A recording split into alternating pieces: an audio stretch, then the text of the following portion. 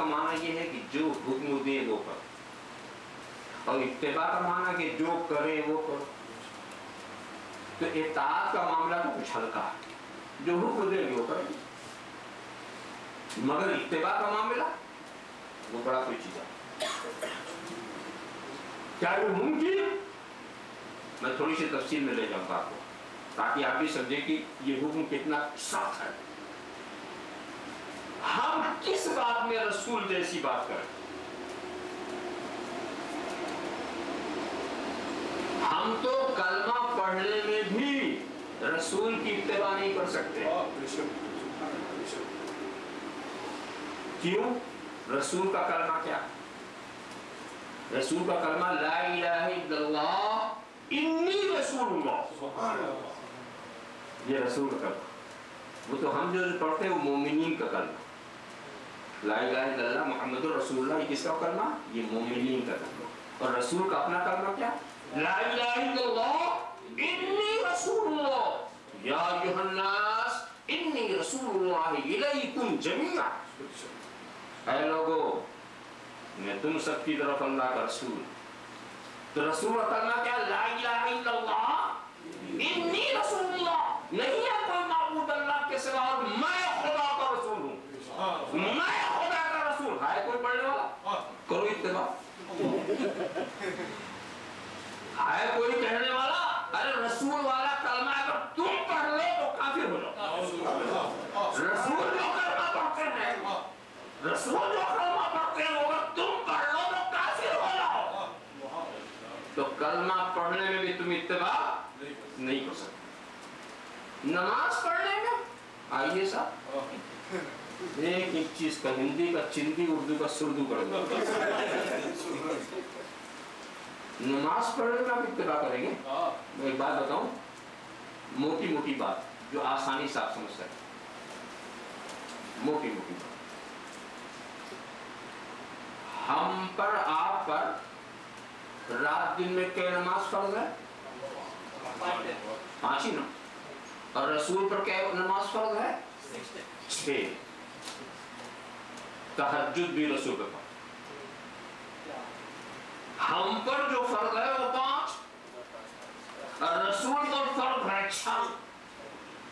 تو ہماری نماز رسول والی نماز جیسی ہماری نماز تو نہیں بن سکتی۔ اور اگر آپ لکھیں نہیں صاحب تہجد تو ہم بھی پڑھ سکتے ہیں، تہجد تو ہمیں، تو سنو، تہجد تم پڑھو گے تو نفل کی نیت ہوگی اور نبی پڑھیں گے تو فرض کی نیت ہوگی۔ اور جب نیت بدل گئی تو اتباع کیسے؟ اتباع کا تو معنی یہ ہے جو رسول کی نیت ہو گئی تیری بھی نیت۔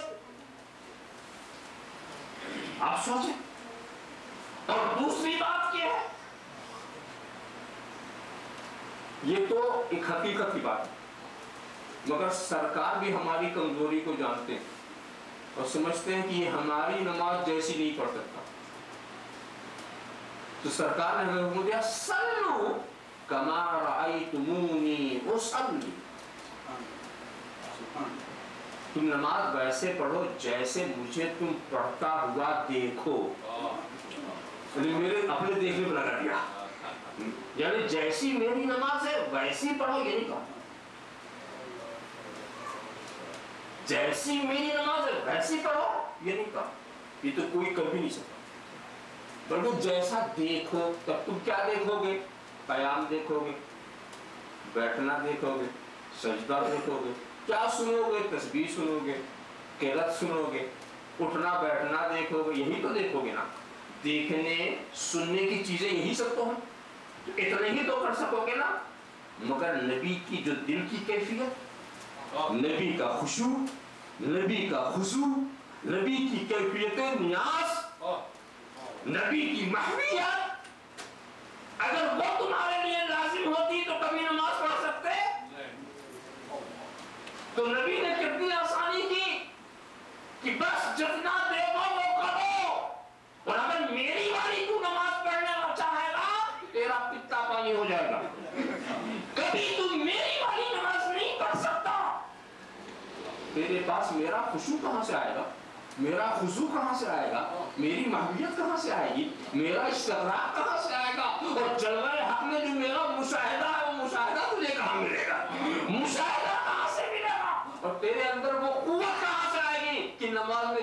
بھی دیکھ رہا ہے, وہاں کا تصرف بھی کر رہا ہے. یہ چیز تو کہاں سے لائے گا؟ تیری نماز, ہم رسول والی نماز تو پڑھ ہی نہیں سکتے.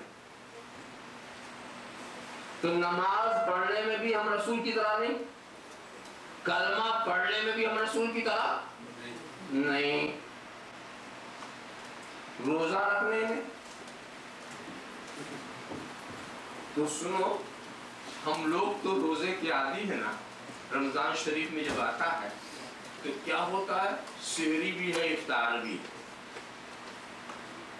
سورج ڈوبے تو کھاؤ اور صبح ہونے سے پہلے کھاؤ. کھانا ہی کھانا, رات پر کھاتے رہو, کوئی پرواہ نہیں, کوئی پرواہ نہیں. مگر سنو, نبی ایک روزہ رکھتے تھے جس کا نام ہے صوم وصال. صوم وصال, صوم وصال کیا؟ روزے پہ روزہ, روزے پہ روزہ, روزے پہ روزہ, نہ افطار نہ سحری, مسلسل روزے پہ روزہ. صحابہ نے سوچا کہ نبی ایسا کر رہے ہیں تو ہم بھی کر. ہم یہی دکھانا چاہتے ہیں کہ جو کام صحابہ نہ کر سکے وہ ہم کیا کر پائیں گے. جو کام صحابہ نہ کر سکے. اب روزے پہ روزہ, یہ صوم وصال جب شروع کیا تو صحابہ کے چہرے پر لقاہت آئی. ظاہر ہے کہ مسلسل.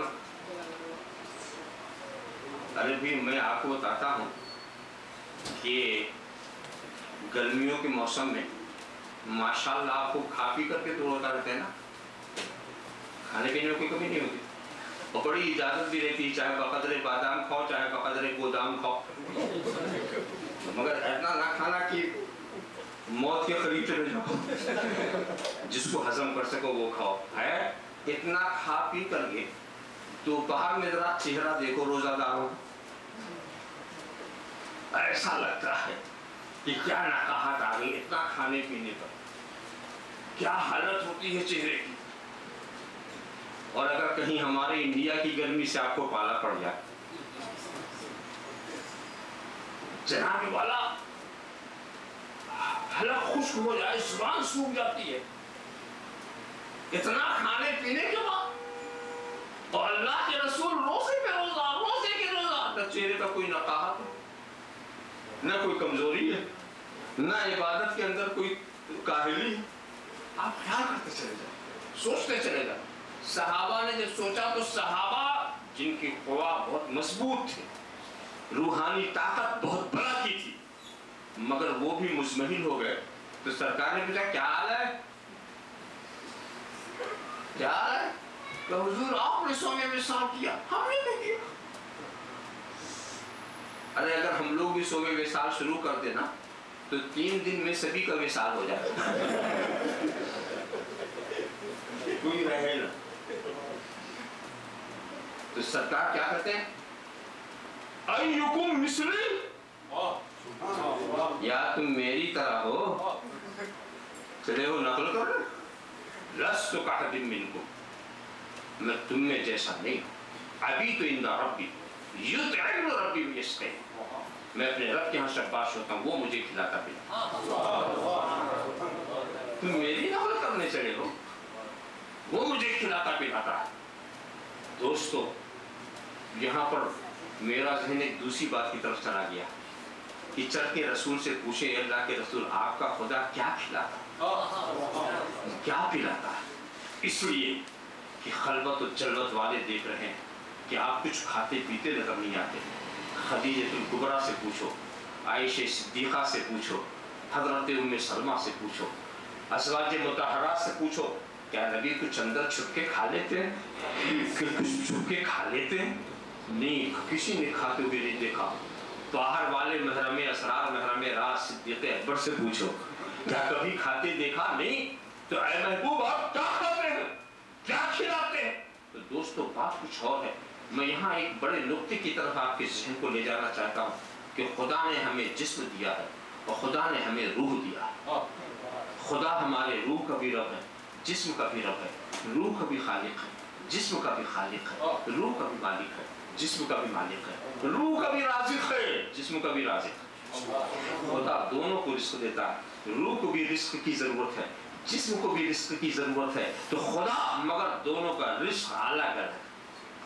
جسم کے رزق سے روح کی پرورش نہیں ہوتی، اور روح کے رزق سے جسم کی پرورش نہیں ہوتی۔ یہ روٹی بوٹی یہ جسم کی غذا ہے، کھاتے رہو مگر اس سے روح توانا نہیں ہوتی۔ اور ذکر الہی، تسبیح ربانی، یہ روح کی غذا ہے، یہ روح کی غذا ہے۔ تو تسبیح ربانی اور روح اور ذکر الہی کرنے والے کی روح توانا ہوتی ہے، جسم کمزور ہو جاتا ہے۔